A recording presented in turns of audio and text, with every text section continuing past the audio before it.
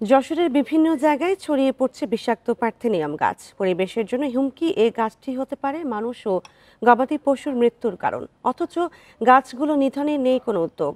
ঘরের পাশে থাকলেও এর ক্ষতিকর দিক সম্পর্কে ধারণা নেই অনেকের। বান্ডেল থাকলে প্রতি সেনমানিতে টাকা বাঁচবে। বিকাশ সেনমানি বান্ডেল কিনে জিতুন প্রতি লেনদেনে।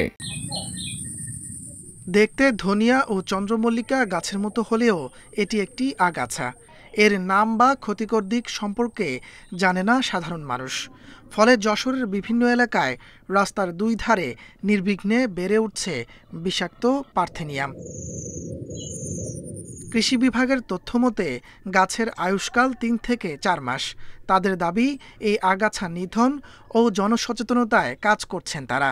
জেলা প্রশাসন, উপজেলা প্রশাসন সহ অন্যান্য অর্গানাইজেশন যদি একযোগে এগিয়ে আসে এবং আমাদের পাশে দাঁড়ায়, তাহলে এই উদ্ভিদ থেকে আমরা ধ্বংস করতে পারবো। পরিবেশ ও প্রাণঘাতী হলেও পার্থেনিয়ামের ভয়াবহতা সম্পর্কে জানে না অনেকে।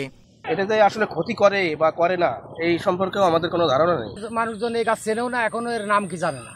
ফুল ফোটার সময় পার্থেনিয়াম গাছ মানুষ ও গবাদি পশুর জন্য হয়ে ওঠে মারাত্মক ক্ষতিকর। এর বিষাক্ত টক্সিন গবাদি পশুর যকৃতে পচনসহ বিভিন্ন রোগ সৃষ্টি করে। এছাড়া মানুষ ও পশুর দেহে ক্যান্সার, শ্বাসকষ্ট, চর্মরোগ সহ নানা রোগ সৃষ্টি করতে পারে।